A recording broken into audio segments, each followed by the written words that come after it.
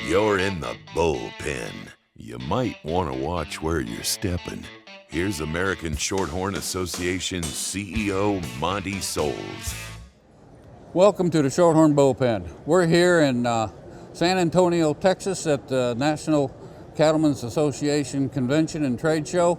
And today we have a special guest with us, Chandler Mulvaney from NCBA. He works with advocacy for beef production here. And we're going to visit with Chandler for a little while here about some of the things that he does and that NCBA does for those folks that may not understand all the different areas that NCBA gets into. Yes, sir. So Chandler, tell us your title. Sure. And tell us a little bit about what you do and what your job role is. You bet. Yeah, I'm happy to be here, Monty. And I first got my start with NCBA a little over 4 years ago. So I lead our grassroots advocacy and spokesperson development programs on behalf of the Beef Checkoff. So really, since I came on board 4 years ago, I was tasked with helping co-lead our Masters of Beef Advocacy, or what's called as the MBA program, where we have almost 28,000 graduates that have completed that online certification. And then we also started a new program right after my arrival to NCBA called Trailblazers. That's the program I lead. Really proud of that group, where we've created a community of spokespeople for the Beef Checkoff, where we now have 30 people that have been trained. They never really graduate or leave the program, but we just constantly pull them back in, provide that soft skill development of public speaking, doing interviews like the one we're doing today, both virtual and live productions. So that's a little bit about what I do, and just really excited to be here and have a conversation with you. Well, we're glad to have you. I think it's important for folks out there that are in the beef business, and of course we're Shorthorn breed, but we're in the beef business reality. Yes, our product ends up on the plate just like everybody else's breed might. So it's important that we have acceptance out there in our industry, and your activities here is really social media. Yeah, that's definitely a big piece of it. As we've seen advocacy, I think a lot of people, they've kind of removed some of those, person-to-person conversations or the civic engagements. That still matters a tremendous amount when it comes to advocacy. So a big piece is that social media aspect, but really we bring people together through our programs. We want to train them to be expert communicators, be really good behind a camera or in front of a camera. So that's what we work on, and we've got a few folks even here at the trade show floor. They're currently leading our cattle chat sessions and our learning lounge sessions, so serving as hosts, kind of moderating those panels. So that's what we aim to see, is just people that are really great communicators that we can send out and engage in a media opportunity. So when you're looking for these people, just kind of going back to our grassroots of our industry, the young people in our industry, you really want to look for some FFA kids that have got public speaking background, and 4-H kids that have done speeches, and some agricultural enthusiasts and advocates that really have some social skills already there that you can just train and give them the information. Yeah, that's a good point. I think it tends to be a lot of the folks that we've got through at least our 30 that are a part of the Trailblazers community. They've probably a good 25 or so have grown up in ag. They've had that traditional 4-H or FFA background, but one of the things we talk a lot about with our programs, whether it's MBA or Masters of Beef Advocacy and then the Trailblazers program, is that we want a diverse group of people that can be thought leaders in their own right. So if they really have a vested interest in beef or telling that beef story, getting beef on consumers' dinner's plate, we want to hear that story. We want to involve them in our program. So we've got even a young gentleman. He's over there leading one of the sessions right now in my place. His name is Max Krupp. He's I think a 28-year veteran. He's retired in the U.S. military, was a former Green Beret, and he's a first-generation cattle producer and rancher here in the state of Texas. So he didn't grow up in the industry, didn't come from agriculture, and so those are the people we want to attract as well, people that can tell a different story and show the similarities or building that common ground with people who aren't in agriculture. Well, so my wife, she was not in the cattle business when I married her, and she says, you guys are really good at speaking to the choir, but you don't really talk outside of your own group very much. That's your job, is to make sure we get this out to the folks that don't know, the consumers, the people eating our product, the people that drive the market. Yes, yeah, definitely. And it's training and equipping and really just serving those people that they can then go out and tell those stories. And really it's their own stories. And I think that's what, builds the tremendous amount of pride and that richness and their ability to go and share that story with authenticity. So that's a lot of what I do each and every day. So you work with the beef board a little bit. You use checkoff dollars to function with, Yep. and I don't think a lot of people really realize how intertwined NCBA and the checkoff is, because I've visited with other folks last year about this. The checkoff dollar funds a lot of things that promotes beef and promotes the industry.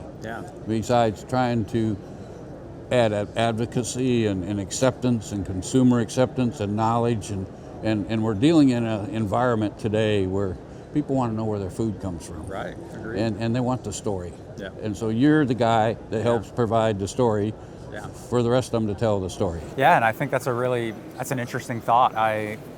Part of my job is also going out and doing grassroots trainings with our state partners and state affiliates. So on behalf of the Beef Checkoff, I always look at my job, since I'm 100% Beef Checkoff funded. One of my favorite quotes, despite being an Auburn University grad, comes from Nick Saban, former head football coach. I use his quotes more than you realize. Yeah. Okay, I love it. Yeah.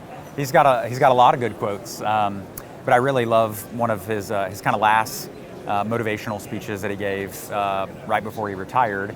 And he was in the locker room, and he talked about the mentality or the approach that it's not a we have to, it's a we get to. And so I look at my job as I get to be here on behalf of the Beef Checkoff, and we don't have to do these things, but if we don't, and we don't take the approach of training our people who can then go out and share that story with the empathy or compassion to connect with consumers who are genuinely interested about our lifestyle, or is beef safe? Is it healthy to feed my family? At what stage could I feed beef to a newborn or an infant?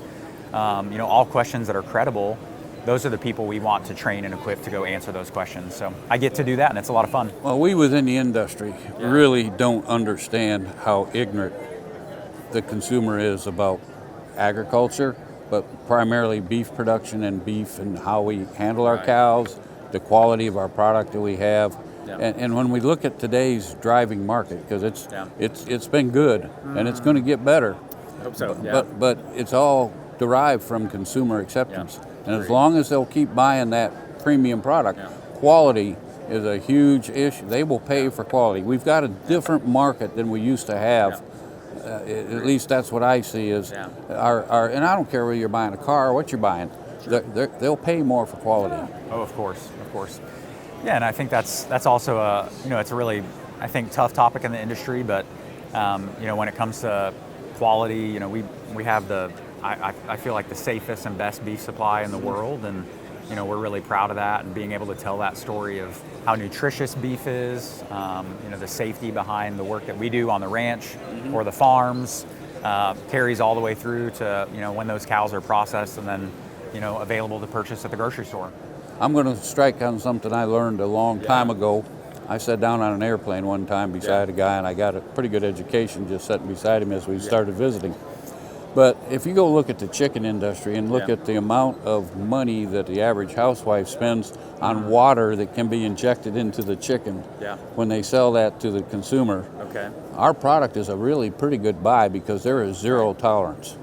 Zero tolerance, even better than pork, and a big time better than chicken. At one time, I read a report, it was over $3 billion was spent by the average housewife a year buying water when they bought chicken. Interesting. Okay. So when you're not going to spend that extra $3 billion when you buy beef, because there's zero tolerance.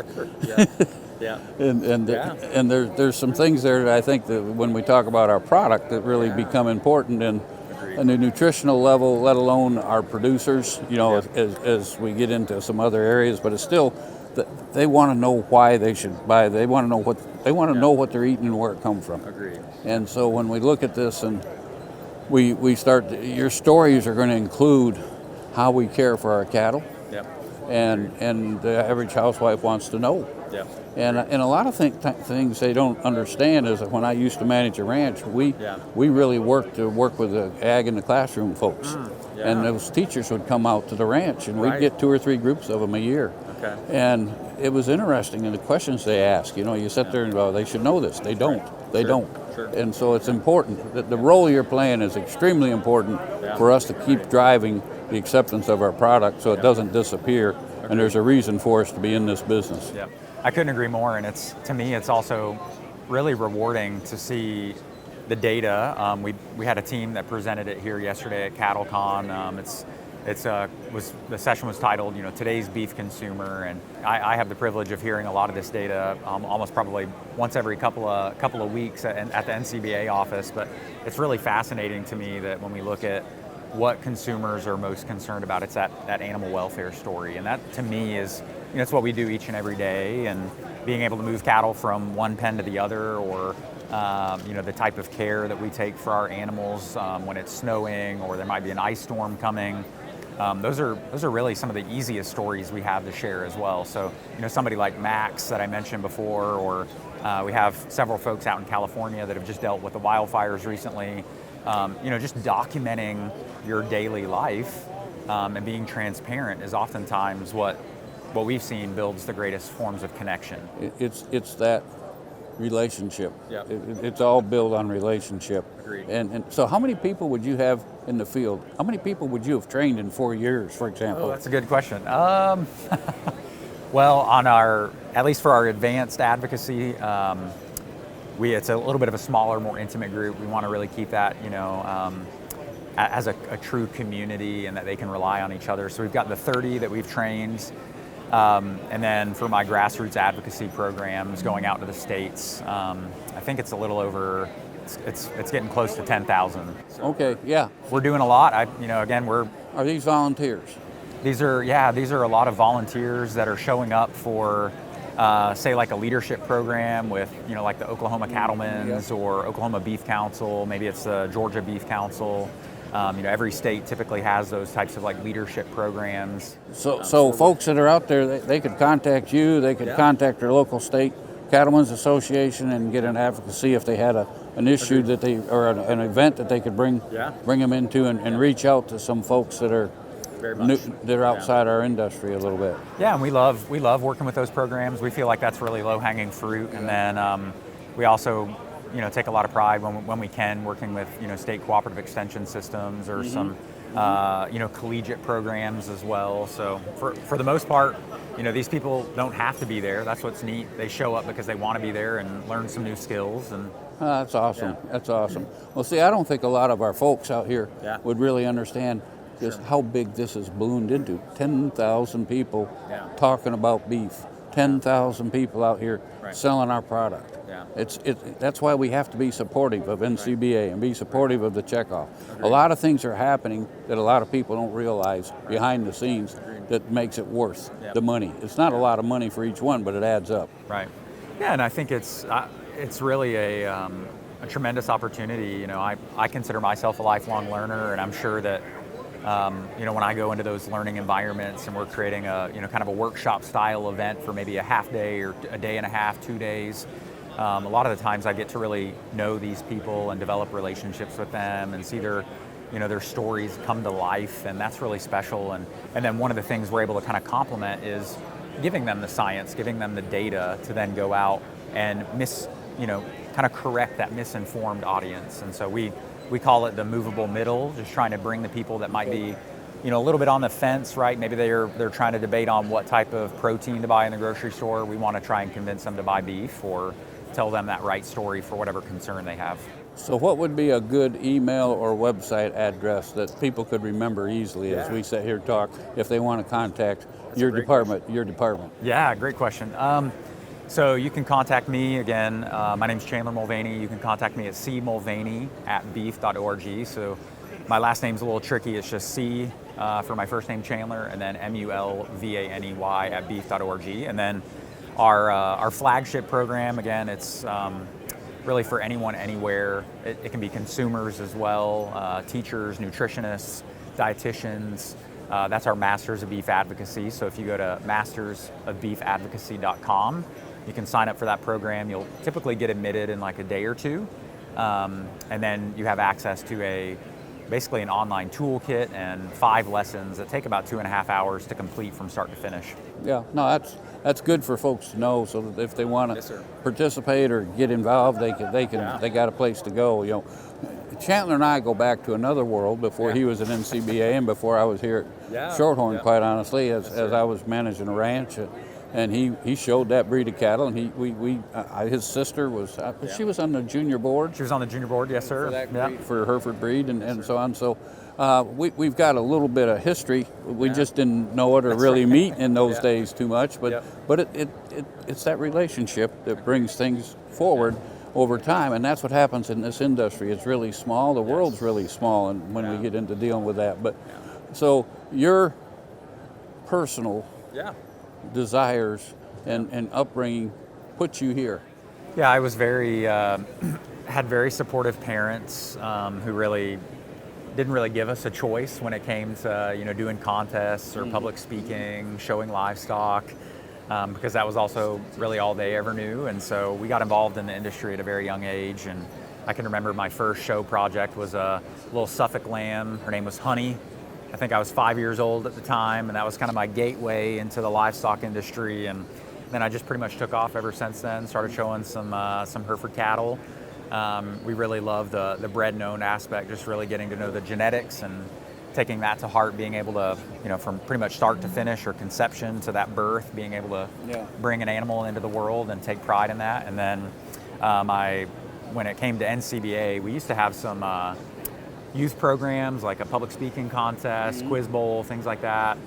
So I got involved when I was very young doing some of those contests, and that kind of started my pathway into NCBA, and knew that there was always an opportunity to get involved later. So I'm going to put a plug in for not only our Shorthorn Junior Association, but all breed junior associations, that if you will participate and take advantage of the contest and the programs that are there, folks, you'll get prepared for things like this, or even if it's outside of agriculture, but you don't know it. If you're part of that program, you're going to be in advocacy for agriculture and the beef cattle business forever, the rest of your life. And that's the important part, and that's why we got Chandler here today. That's right. So advocacy is a part of everything. That's what's pretty special. It's just basically getting comfortable telling your story, and sometimes that's a little bit uncomfortable, but for me, I always tell people that's a sign of growth, right? You're kind of diving into an area that's uncomfortable. So and I really have a lot to cherish and give credit to for the American Hereford Association and other junior associations that I was involved in that, had those youth contests available to me. And again, it wasn't easy, but and it doesn't matter what breed they're in. You always become loyal to that group. Agreed. Because that relationship and what that group provided for you. It's very much that way with every breed that's involved. That's what it works. So, well, we're sure glad we got you on our team. Yes, sir. Because when you're with NCBA, you're on our team. That's right. And we really appreciate having Chandler Mulvaney here today. And so that's going to be a wrap today here in San Antonio, Texas, for the Shorthorn Bull Pen. Until next time, Montie Soules and our guest today, Chandler Mulvaney.